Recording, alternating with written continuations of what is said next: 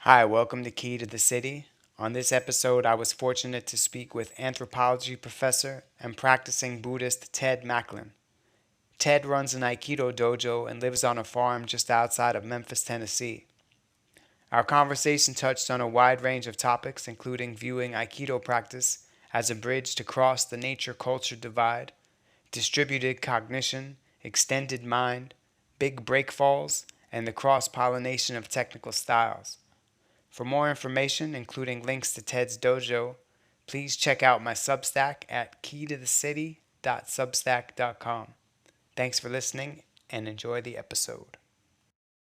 Yeah, I'm a associate professor of teaching at University of Memphis in the anthropology department, And that's cultural anthropology or cultural physical? anthropology. Although I do teach an introduction course to uh, biological anthropology and archaeology, so I've got I've got my feet in that world a little bit, but that's not my focus. I'm sorry, what is biological anthropology? So biological anthropology uh, is pretty broad. It focuses on human evolution, neurobiology.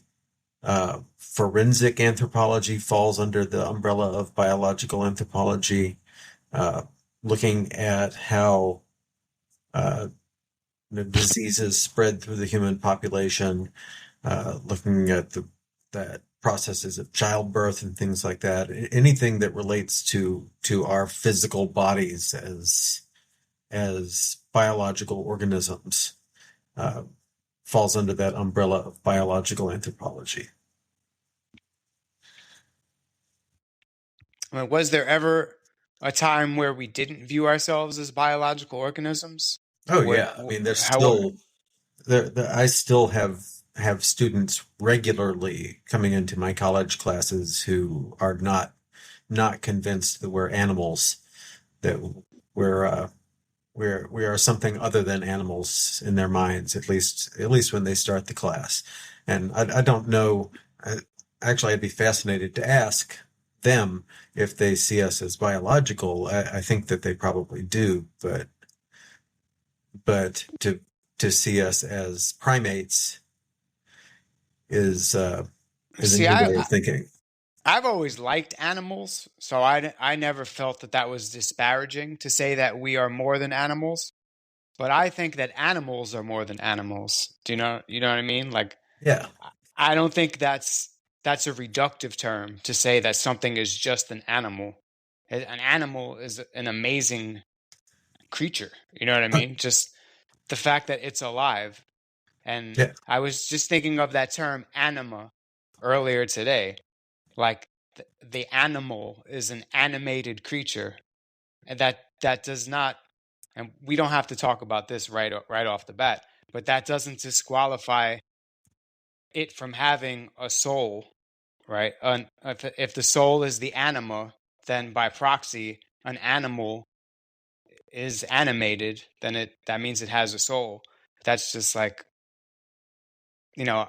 So I don't think that by reducing, this is just my personal opinion, it doesn't even matter, but I don't think, I've never felt that that was an insult to say that we are animals. I always thought, yeah, I'm an animal. I like animals.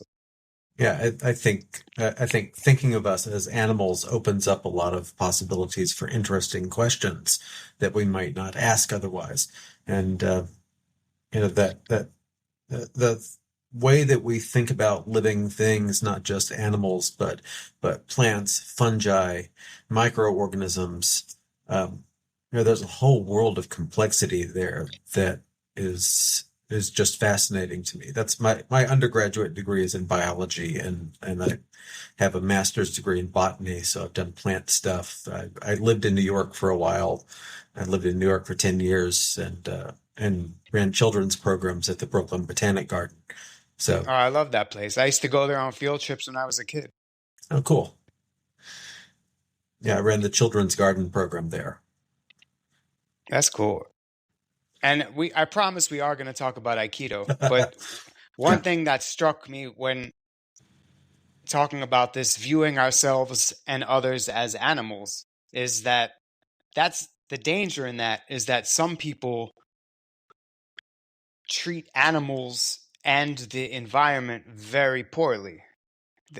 So if by reducing us, quote unquote, to animals, we're also putting ourselves in the hands of people who have a poor track record of treating animals fairly and well. You know what Yeah. I mean? So I think people resent being seen as like livestock. People feel like we're being treated like livestock. Being treated like cattle.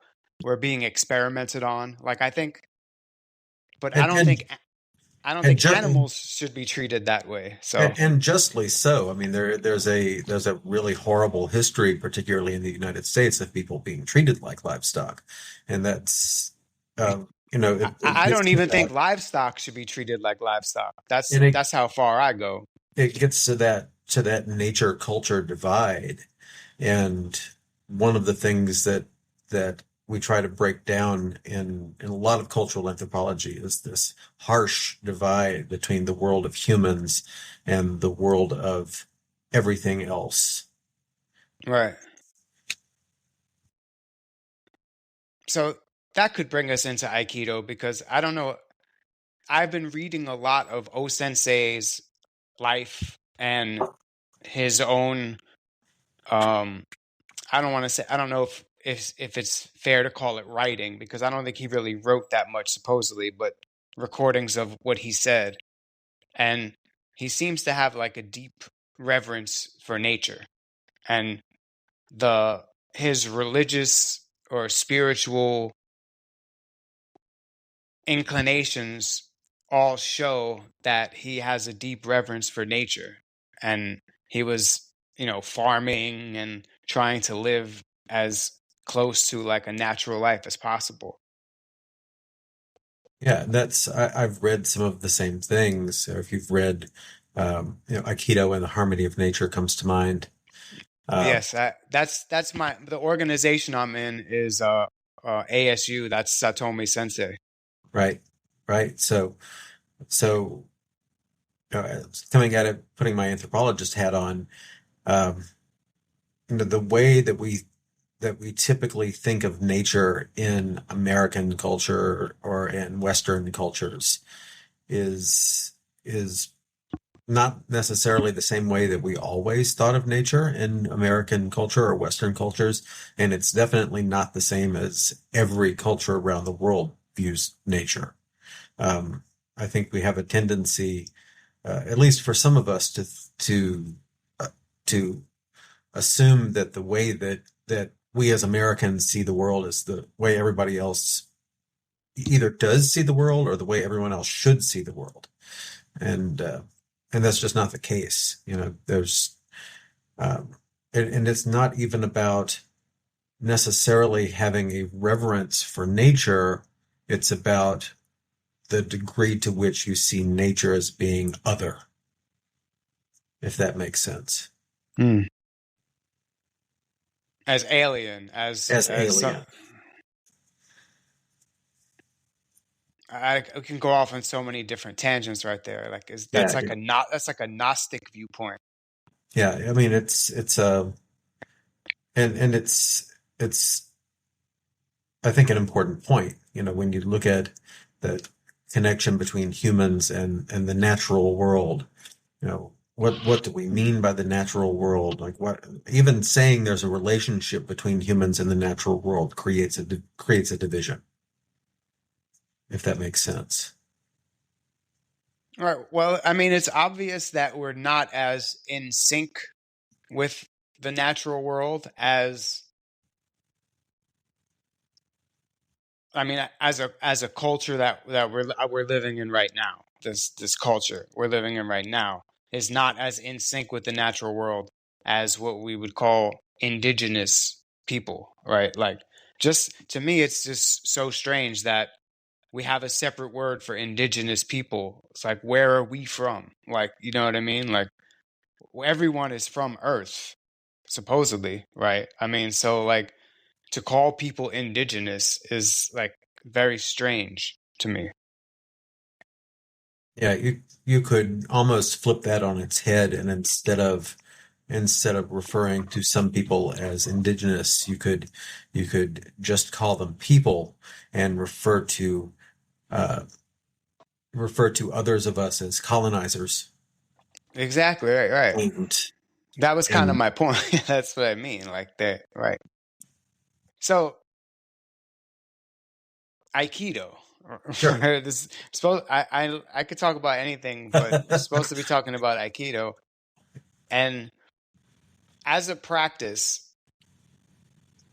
Aikido helps me feel more in harmony with nature, whatever that means. I don't know how to explain it. I mean, I spend my time trying to explain it, but I feel like we're kind of the first few minutes of talking here, like we already hit upon like I don't want to say a problem, but like an anxiousness of living in this paradigm of feeling cut off from nature or not part of nature. And it, I mean, we could use a different word of instead of nature, we could say the universe. We could even just say not feeling in tune with the universe.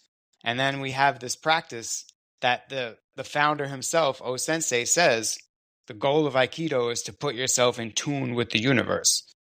So I feel like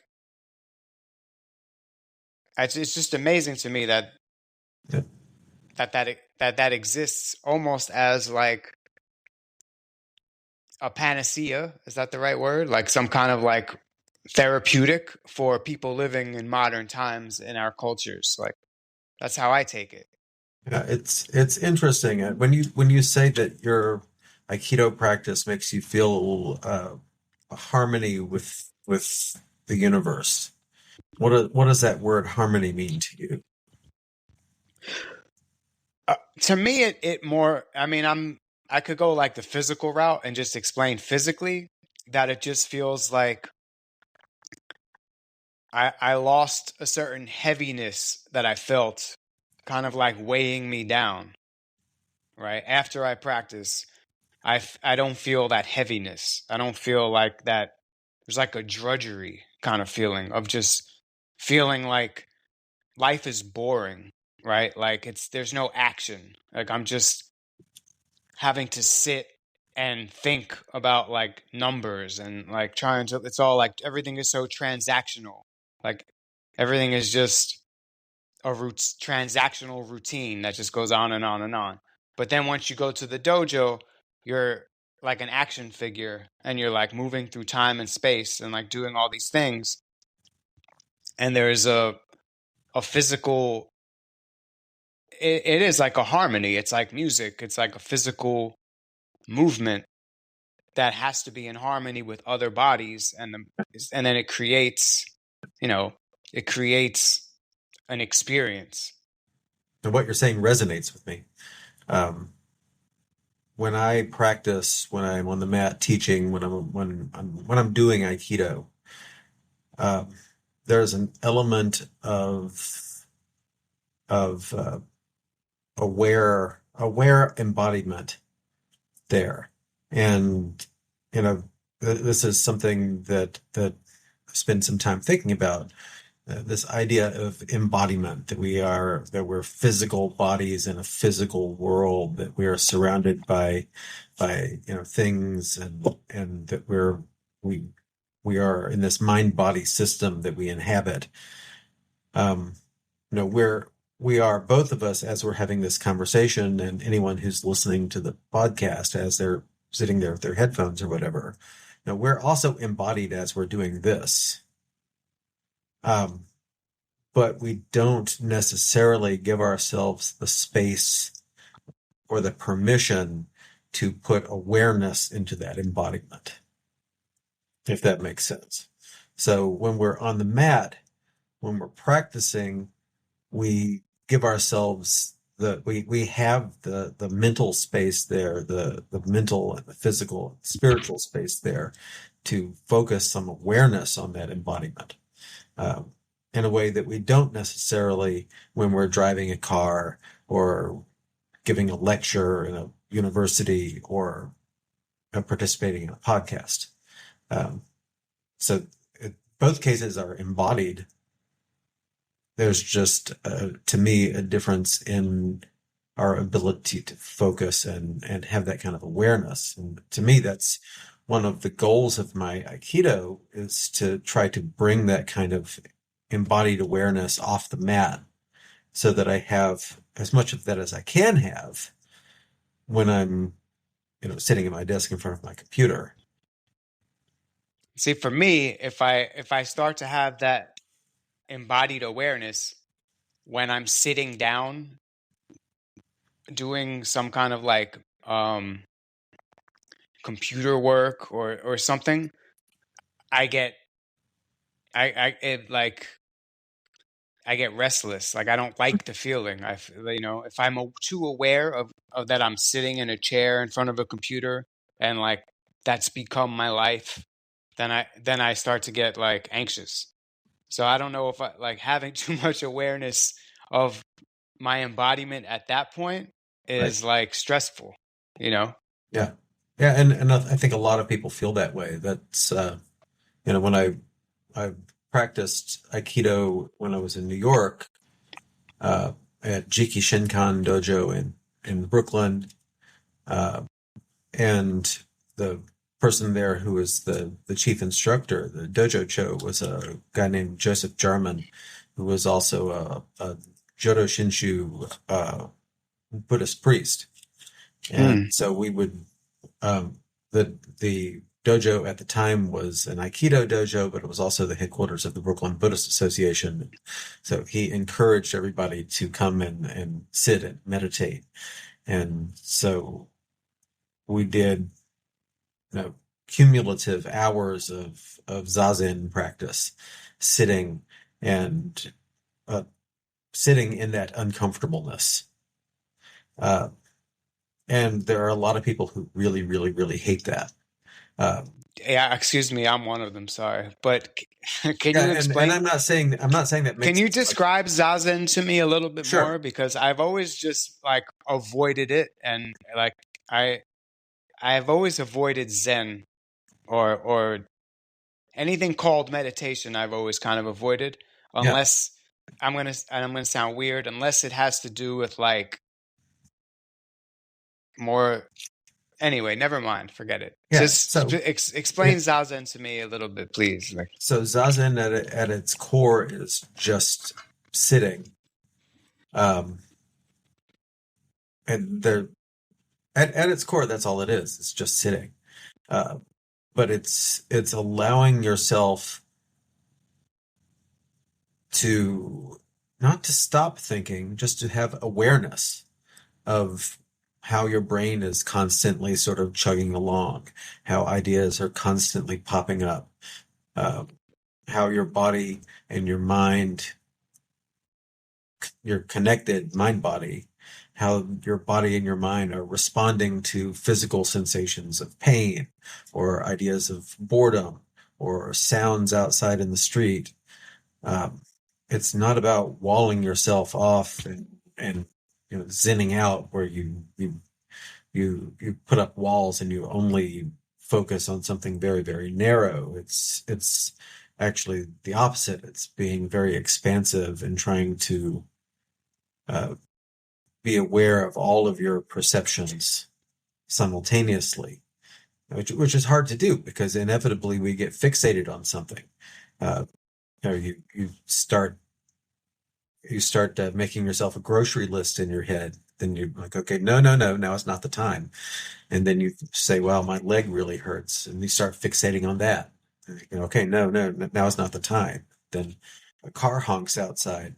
Well, what was that? And you fixate on each of these individual things. And uh, a lot of the practice is learning to see how you as a being fixate on these continual thoughts that are arising, um, and then let them go on.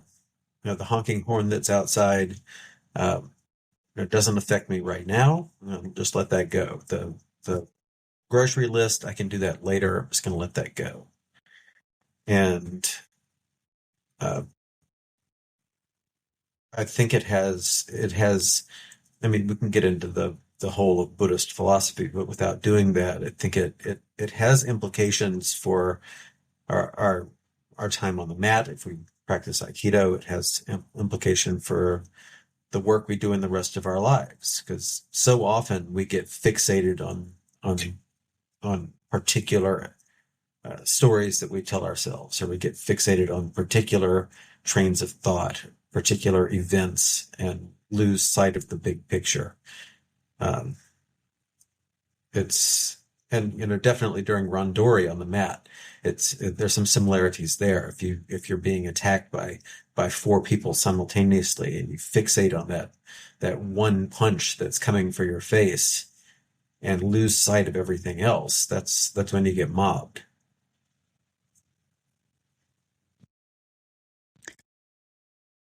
I am curious as to, I know not everything in our practice of modern Aikido comes directly from O Sensei. And I was going to say that like Zen came a little bit later, right? Like Yeah. that was that was added to Aikido by some of the Well, follow the well, next generation. Because well, yeah, yes and no. I mean, that approaches to meditation, not just Zen, but other flavors of both Buddhist and non-Buddhist meditation, have a long history through Japan. And so even though uh, Sensei was not somebody who was an advocate of Zen meditation, his students, some of his students at least, had experience there. Some of his teachers had experience there. And so it's not something that he would have been unaware of. Um, Even though it wasn't the specific focus of his teaching. And I don't think everything that we do has to be a complete focus on what O Sensei did. Now right, that to me is a recipe for watering down Aikido. If you look at O Sensei and you say we're only going to do exactly what O Sensei did, well, none of his students picked up 100%. And then you look at the next generation and like, well, none of them picked up 100% from their teachers. And you look at the next generation and so on and so on and so on. And eventually you're left with this pale shadow. And I don't think that's a fruitful way to look at our Aikido practice. O-sensei was doing some things that were really interesting, some of which were novel, some of which weren't. The way that he combined them together at the time was in a lot of ways novel.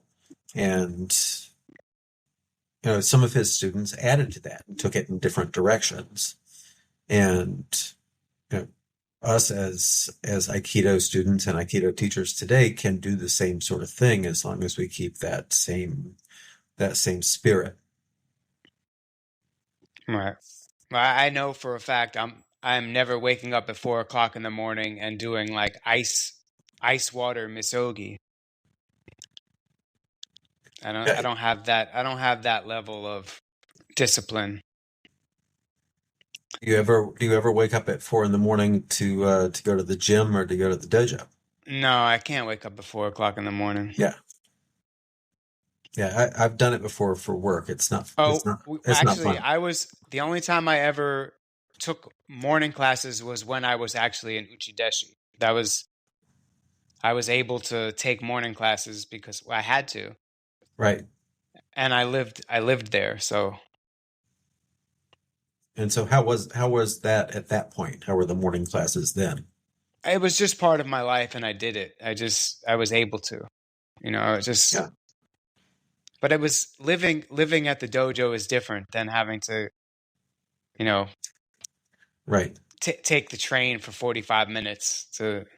So Yeah. Yeah, there's a benefit. I've never done the Uchideshi thing, but it's, when you're living in the dojo or in very close proximity to the dojo. um, when I did live in New York, I was for a while just a couple of blocks from the dojo, and it was very easy just to pop over. And that that makes it easier to integrate it into your life in a lot of ways. If you live an hour away, 45 minutes away, and you've got to commute both directions, uh, that cuts into things. I want to ask you a question about Buddhism. Sure. I'm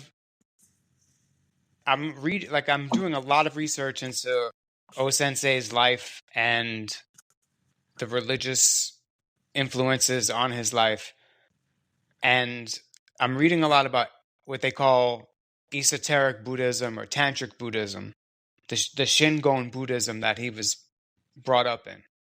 Right. And um this is this might just be like a very amateuristic understanding, and I'm probably wrong, so feel free to correct me, but within Zen Buddhist meditation, the inner images you receive when you're sitting to meditate, because for me, when I never do seated meditation, but I'll do like laying down meditation. Like I'll lay down and just kind of like try to sift through my unconscious, and but I see a lot of images. I guess they call like hypnagogic imagery, right? Where in in Zen meditation, are you aiming to like like eliminate that imagery? No, not aiming to. And first of all, I am not myself a Zen priest, and there are others who can speak on this more eloquently than me. But no, you're not trying to eliminate that imagery. You're just trying to not attach to it. So if you're sitting and you're meditating, uh, I can remember an experience I had where I had been sitting and meditating for several hours, and I saw, uh, I had this very clear image of a little trap door opened up in the floor, and a mouse came out, and there was no trap door and there was no mouse, and and the the response at the time was, okay, I'm just going to let that go. That's not an actual, like, I don't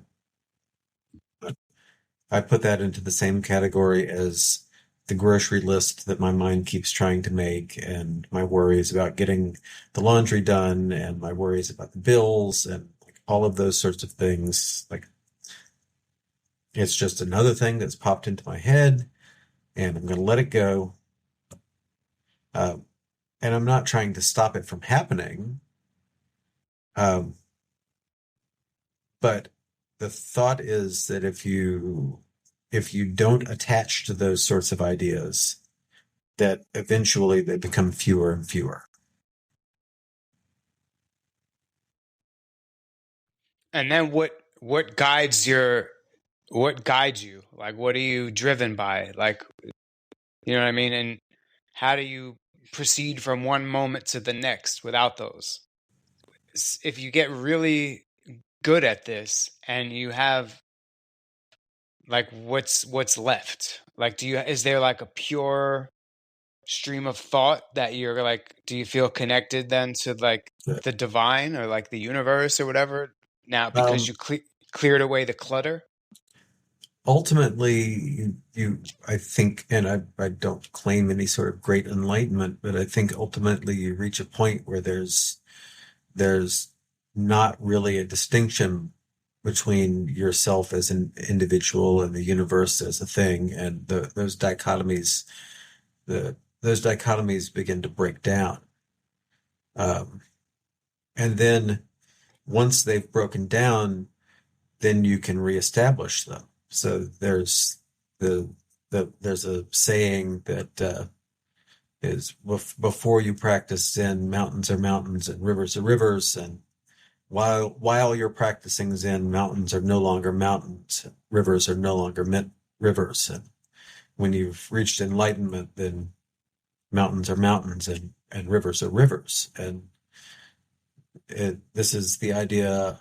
A lot of Buddhism and a lot of Buddhist philosophy has to do with attachment and freeing ourselves from attachment. And that doesn't mean, for example, that you never love anyone. It means that you realize that I am not uh, I am not a being who is at the mercy of love as some force. I choose to open myself up and allow myself to love. And so I've chosen to engage in a particular type of attachment rather than that attachment being something that just happens to me. And so when I go out into the world and I do things, this coffee cup that I'm holding in my hand, like you could say, I'm not separate from the coffee cup. The coffee cup and myself are one, and and sure, and I choose to hold this in my hand and fill it up with coffee and drink out of it. Um, and that's a form of attachment. It's a form of duality that I'm I'm choosing to stick with that. But I have the freedom to do that.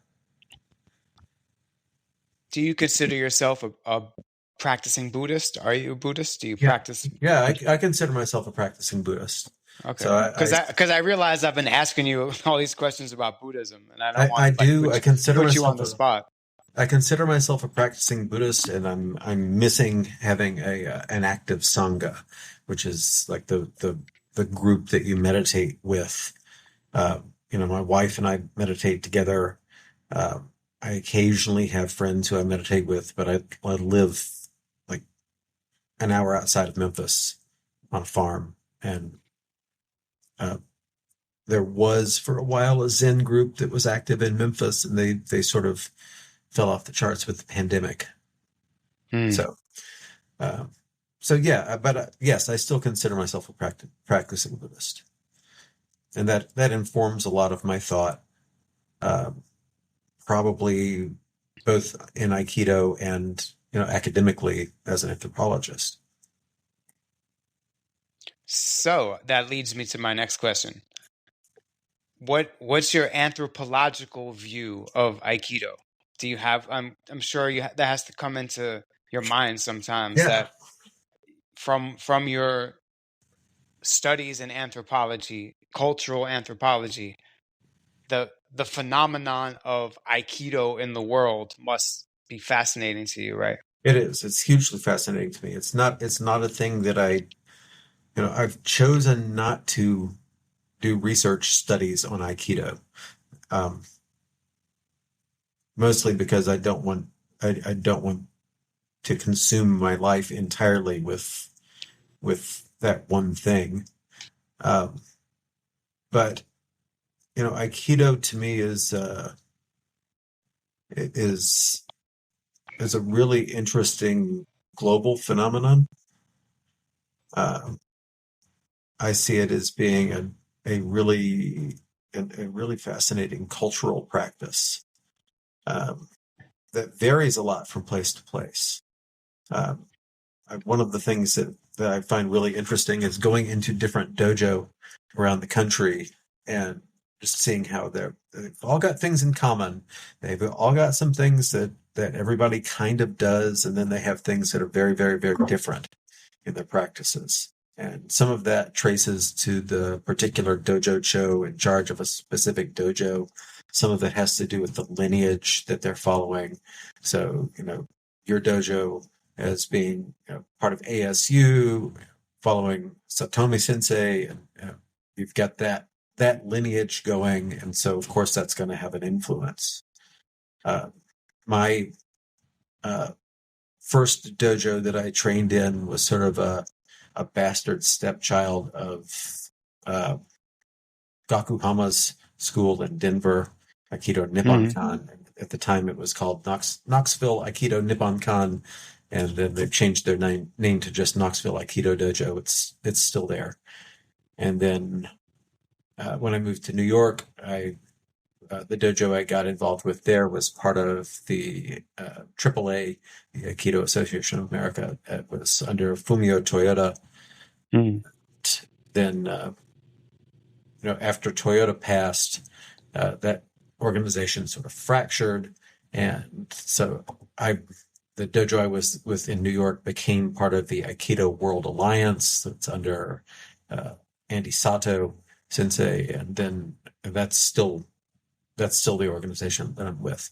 So that that kind of I think it's fascinating how that lineage of Aikido uh, plays out, and you see differences in technique that get carried on through the different organizations. So within the AWA, Fumio Toyota had been a student of Koichi Tohei and the Ki Society, Mm. and then at some point rejoined with Hambu Dojo.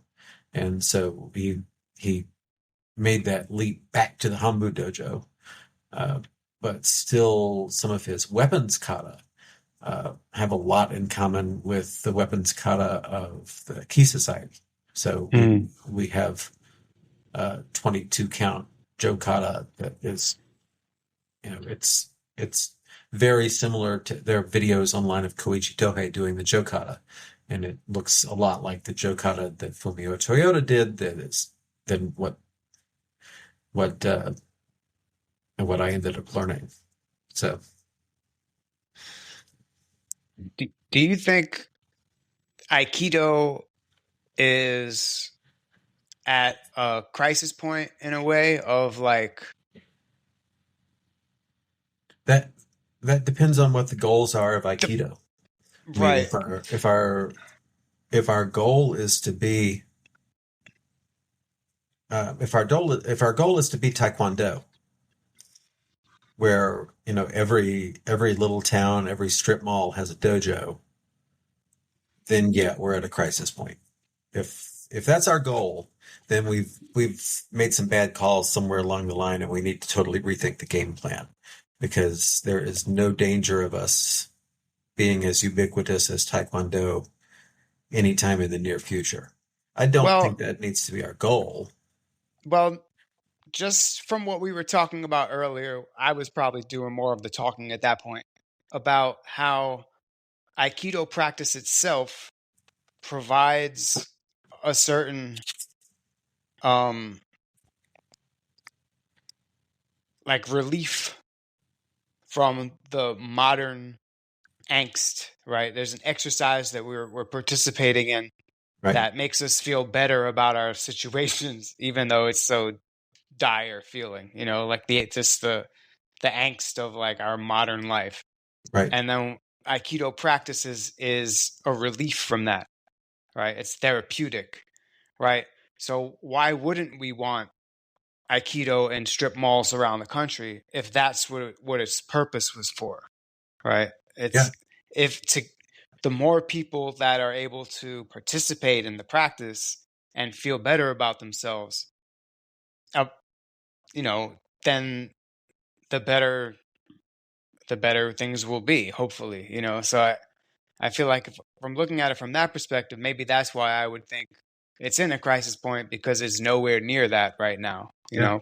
And I agree with you. I mean, um, I would love to see Aikido classes in every high school in the U.S., and I would love to see Aikido classes, widespread uh, all over the country. And I'm trying a little bit to like figure out how to get into like New York schools, but it's New York's tough to get into schools with anything. yeah, It's and I mean, we're not anywhere near that point right now. And I think uh, I don't think that culturally we're at a place in the United States right now where we can make that kind of an instant jump. There, MMA, mixed martial arts, has captured the minds of a generation, um, even though it's not really a comprehensive system of self-defense. It's not doing the same sorts of things uh, to that mind-body complex. And we can argue about whether Aikido is a comprehensive system of self-defense. That's a different conversation. But the kinds of things that we're talking about Aikido doing uh, on a mind-body level, I think you can make a good argument that mixed martial arts doesn't do that. Um, but it is hitting a particular note within American culture that has to do with competition and the desire to see spectacle on TV, the desire to a lot of the focus is on, like, how do you prove that you're the best? You prove that you're the best by going into the ring and standing toe to toe with somebody else, um, which is a very sort of a positivistic take on the martial arts. It's also not really. I hope that if I'm having to use Aikido outside of the dojo, I have no desire to stand toe to toe with anyone. That seems like a bad strategic choice, just to begin with.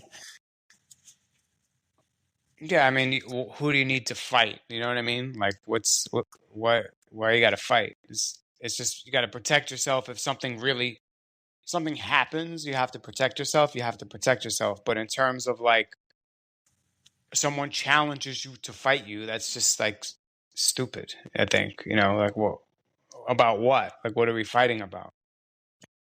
That that I think mixed martial arts is very good at sorting out who is going to be the winner in a fight between two people who are standing toe to toe in a confined space with a predefined set of rules. And that Yeah, I mean, and it's a sport. It's like you train for it and you get good at it and you win or you lose. It's a sport. It's different yeah, than like life. Like I feel like Aikido is like a or you know not just Aikido but martial arts that are more like classical kind of martial arts are about like living life. It's like philosophy. You're teaching yourself how to live your life better. It's not just about winning the contest. and to me at least, there's something in the martial arts, at least in Aikido, about opening up our minds a little bit and considering the world in ways that we might not have considered the world before. Um, and that gets to the name of your podcast, Key to the City. Think about things like key. Um, I don't know that there's a lot. I have, to be fair, I have never competed in mixed martial arts. Maybe they talk about key all the time. I don't think that they do. That's my guess. Um, but there's room for that, at least in some Aikido schools. Um, and I think it's nice to be able to consider the world in broader, different ways. I would say that even if they don't call it ki, they probably do have concepts of aiki because from what I can gather, the real gist of aiki is like almost like a psychological manipulation of the person you're opposing. So I'm sure like as in boxing or any sport really, there is an exchange of psychological energy between the people that they could probably relate to Aiki. Yeah, and that may be. I mean, one of the difficulties is, if we're talking about key specifically, in China and Chinese medicine, there are multiple types of qi, and you can Mm. have hot qi or warm qi or cold qi or cool qi or universal qi or primordial qi or qi, as they would call it in Chinese medicine. Um, and even those aren't universal throughout China. There's variation within China is huge. There's variation culturally within China on what people mean by qi. There's variation over time So if you look at historical records in China, people thought about qi in ways that were subtly different from how they may talk about it today. Hmm. And then the concept carries over to Japan, and within Japan, there's not unity on what people mean when they talk about ki. So when And someone, it's part of so many other different words and phrases too. right, it You is. know, And the way people ask how you're doing is like Genki desu ka? Like, are you Genki? Like, how is your ki good? You yeah, know. and when people, I think when people in Aikido talk about ki, and when people who practice Reiki talk about ki, they they may not be talking about exactly the same thing in exactly the same way. Um, and then the concept comes to the United States, and now we're dealing with a concept that's been filtered through American culture, and it's I'm not saying that it's not worthwhile. I do think it's worthwhile. I occasionally talk about it when I'm teaching classes, but it's uh it's complex. What is to define ki? You mean? Yeah, yeah, yeah. Yeah. And I don't know that there has to be a single definition for it. Well, I don't think there can be because it's intangible. So you're gonna, no one can like measure it definitively and say that it has these physical characteristics. So that already makes 50% of the people not even want to entertain the idea of it. You And know, that's part of what I see. And I've been an Aikidoka longer than I've been an anthropologist. So I okay. was about to say I look at Aikido through the lens of anthropology, but that's probably backwards. I probably look at anthropology through the lens of Aikido. Mm. But to me, one of the benefits of this sort of allowing ourselves to see the worlds in a broader perspective um, is that we don't necessarily have to be able to measure everything. Um, that I think particularly in Western societies, we have this tendency to say, well, science has come up with a set of terms, and when you look at the world, everything has to fit into one of these scientific categories somehow, um, which is not necessarily the case. That's a very positivist take on science, where in order to do science, any propositions that you put forward have to be confirmable by the senses, or have to be measurable, or have to be uh, logically deduced from things that are already known. Uh, and I'd take more of an anti-positivist or post-positivist perspective. Sometimes you need a different epistemology. Sometimes you need a different ontology. And so we can have multiple ontologies operating simultaneously, and our brains are complex enough that we can juggle that. Um, the alternative to that is that we start out with this set of scientific categories and try to shoehorn everything into those, which, speaking as a scientist, isn't the way I like to work. I prefer to observe the world around me, to take a phenomenological perspective on the world, um, and then ask how and when and where it makes sense for me to categorize things that I encounter, versus starting with an a priori set of categories and trying to shoehorn things into those categories. Does that make sense? Yeah, that makes sense to me. That's I don't know I don't know the technical terms for what you're referring to because I know that's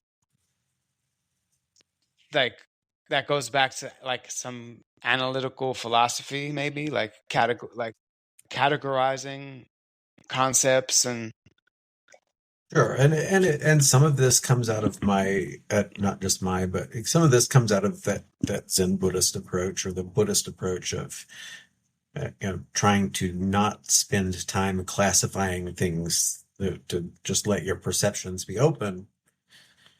Um, Part of it comes from um, the idea that the way that we categorize and experience the world isn't just the way that we experience the world isn't just a matter of our five senses in our brain. We have more going on than that.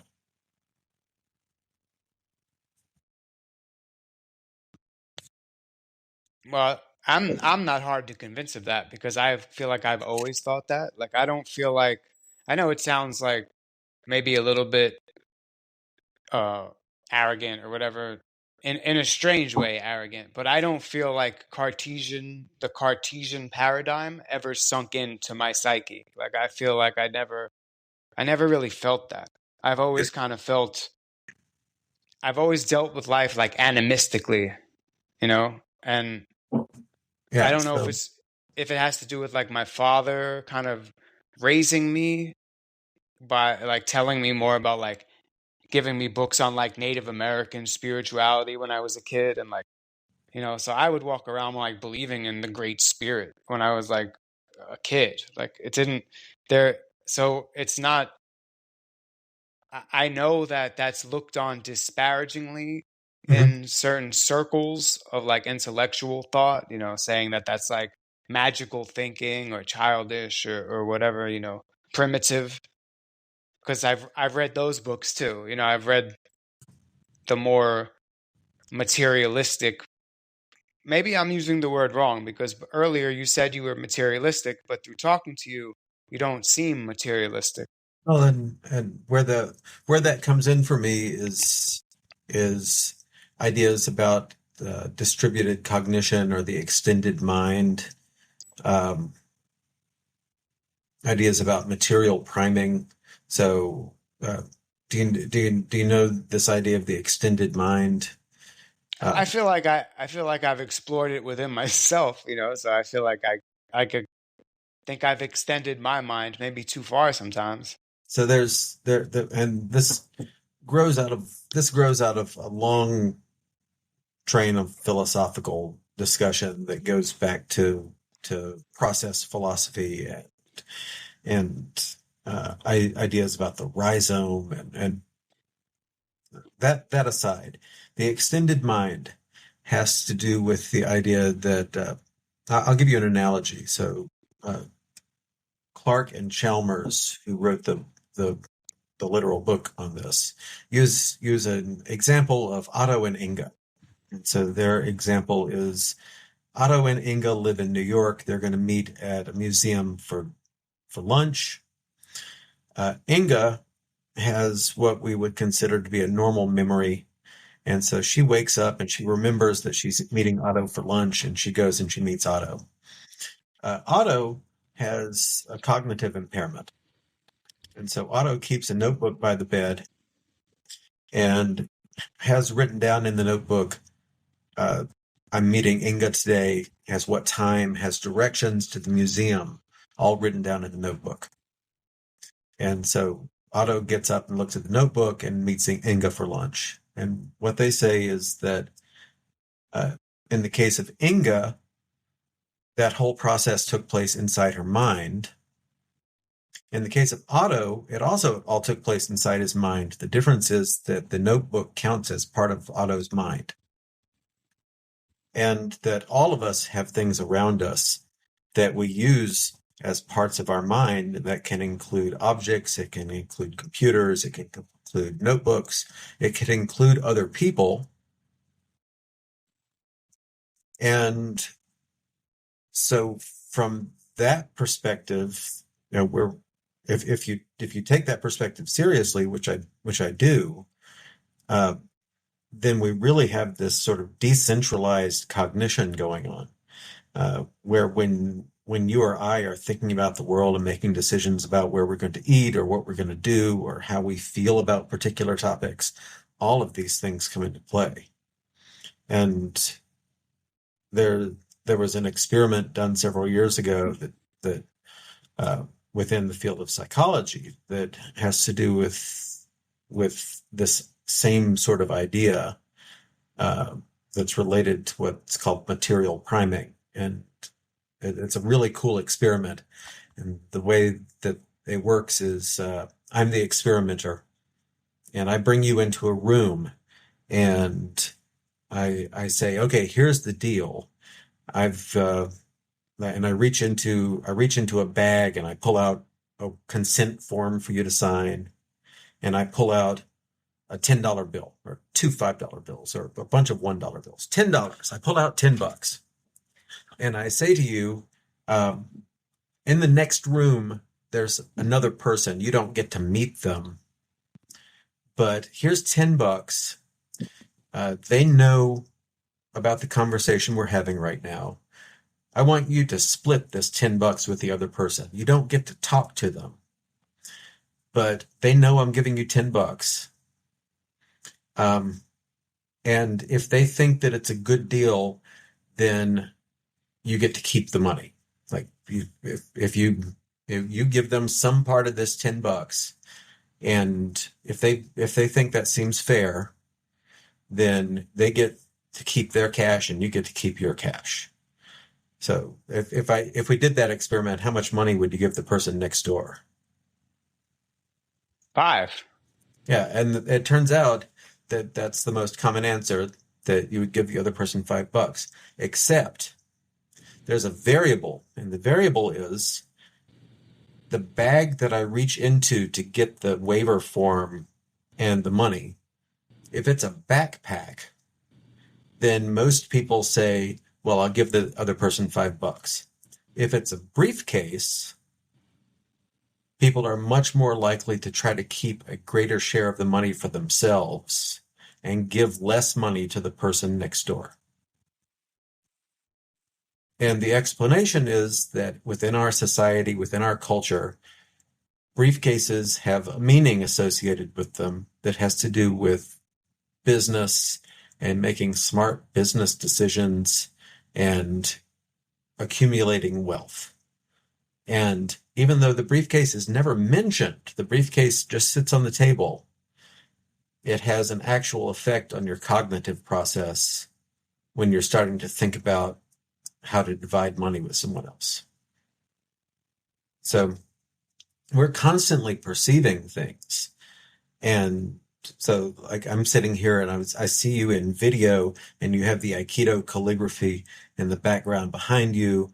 And that is potentially, at least, having some sort of a subconscious effect on the decisions that I'm making when I decide what to say. Our conversation, if you had been sitting with books in the background instead of the Aikido calligraphy, we might have had a completely different conversation. Mm. So we're all perceiving things all the time that we don't realize. And that to me is super cool, first of all, and potentially really important for our Aikido practice.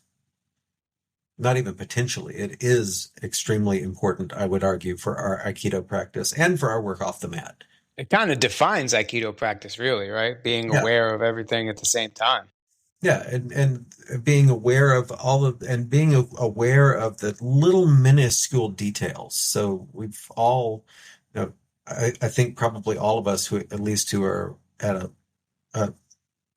I don't want to make it just about rank, but those of us who've practiced Aikido for a while Mm. have probably had that experience of where somebody comes in with an attack and you come in with that strong irimi motion before they've even really committed to the attack firmly. And like they are shocked because like they had just made their mind up to move forward with their attack, and already you're there. And it's because at some level, and sometimes it's like sometimes I do it and it surprises me. It's like, wow, Mm. I had did I instigate that? And it's at some level we're training ourselves to pick up these little minuscule cues that are really hard to verbalize.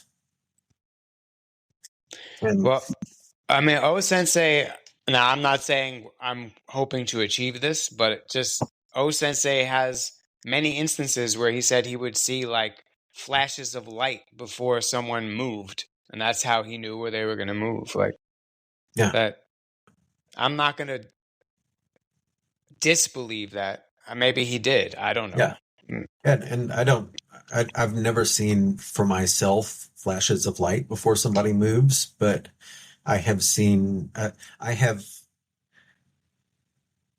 I have, as Nage, been working with Uke and had the movement come together in a way that was faster and more integrated than I could explain off the top of my head. Mm.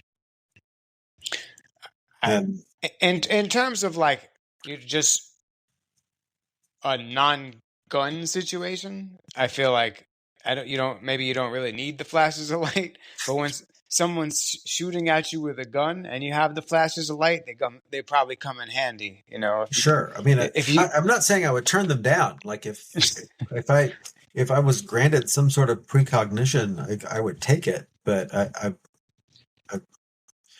can't say I've ever had that happen directly.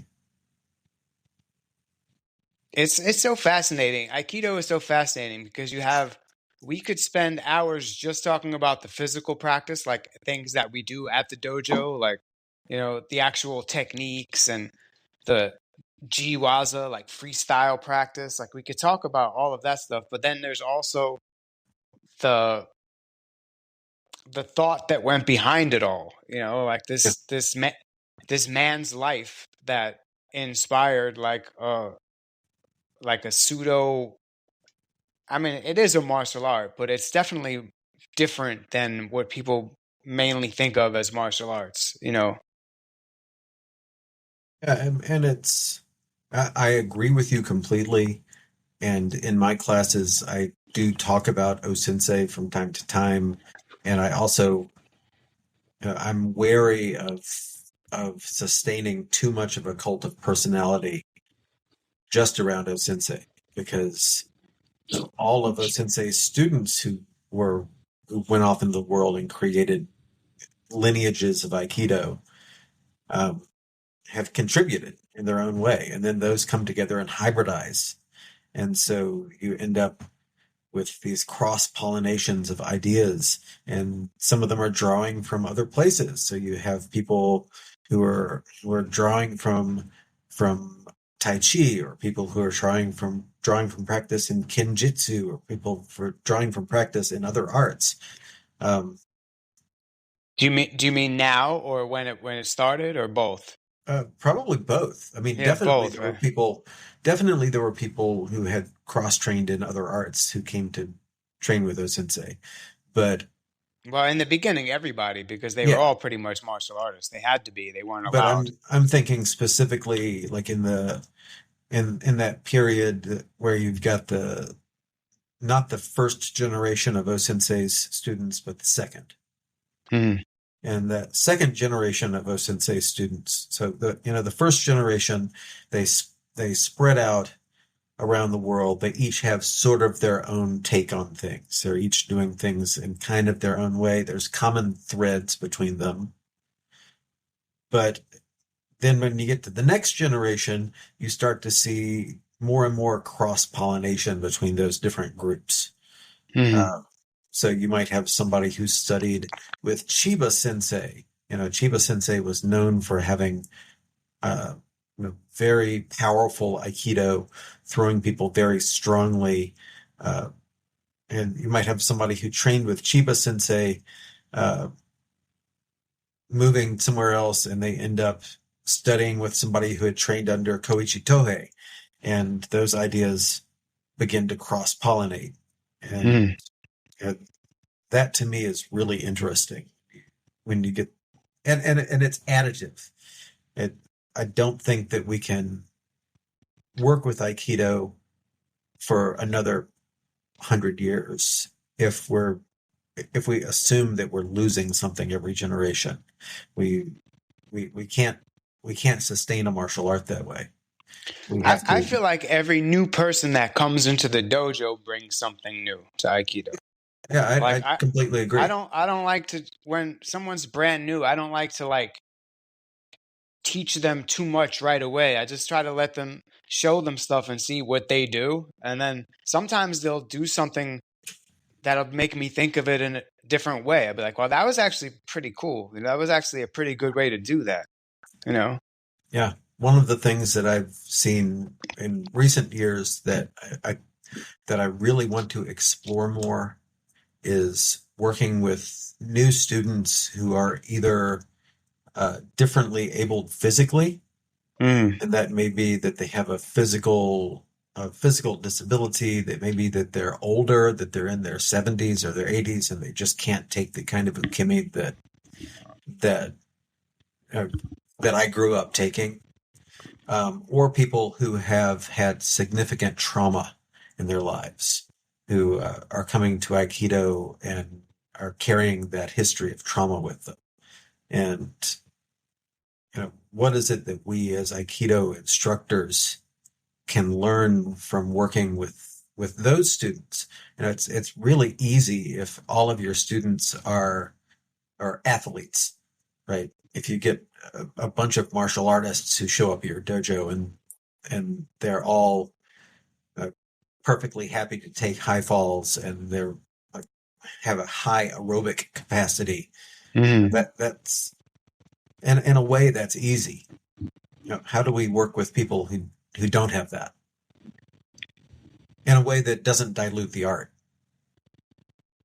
All right. Well, that's why I tend to think of it therapeutically, almost more than I think of it as martial art at this point, because then it gives me every time I go to the dojo, no matter who's there, if it's just one person shows up and they're like 80 years old and they can't do anything, it's like physically, I could still like grow within that experience. There's still something we could do Yeah, that will bring that um you know cultivate our key. Like as long as I'm cultivating my key, I'm practicing. Like because I love break falls. I'm one of those people that likes when I practice. I not anymore because I'm getting older, but when I was younger, I wanted to do break falls from everything. Like I just love break falls, right? And I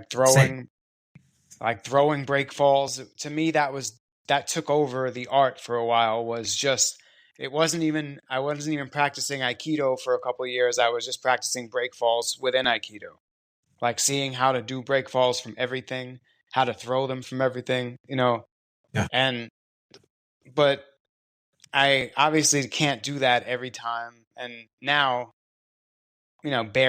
I barely do break falls or teach break falls or whatever, yeah, except Koshinage. But obviously that can't happen every time you go to the dojo. So there has to be some other benefits from the practice, both for you and your partner. yeah, yeah, completely. And I think that's that's a potential growth area for Aikido, Mm, because the people who uh, the people who I'm seeing who have had trauma experiences, or the people who have some sort of disability that they've learned to work with outside of Aikido, are often not the people who are going to show up at an MMA gym. And at the same time, in some cases, they're people who could really benefit from learning to fall. They're people who could really benefit from learning to increase their proprioception, their sense of their own body and space, or mm, from learning to defend themselves against attacks, because in a lot of cases they find themselves in situations where they need to defend themselves.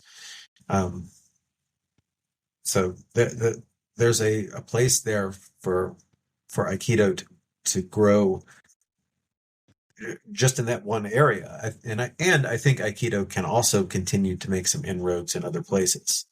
Mm. We we have work to do. But we're almost out of time, so I just want to ask you to tell people, where your dojo is, and if they want to come practice, like where you are, where you're at. Sure. So my dojo is Moirushin Aikido Dojo, Moerushin. You can find us online at moirushin.org. That means Burning Heart Dojo, Burning Heart Aikido Dojo. And you're outside of Nashville, you said? Outside of Memphis. So we're in Memphis. Arlington, Tennessee. Arlington, Tennessee is about 45 minutes outside of Memphis. And yeah, we would love to have people visit. So it would be great to have Did you people say come you by. live on a farm? I do live on a farm. That's really cool. Like what do you grow there? We've got chickens, we've got a garden. Most of the farm we rent out to a neighbor who does corn and soybeans and things Wow. like that. That's cool. So you're living a little bit of the O Sensei life. A little bit, just a little bit. And it's after being in New York I loved my time in New York. I still have friends in New York. I absolutely loved being I was in Brooklyn from 95 to 2005 and loved it.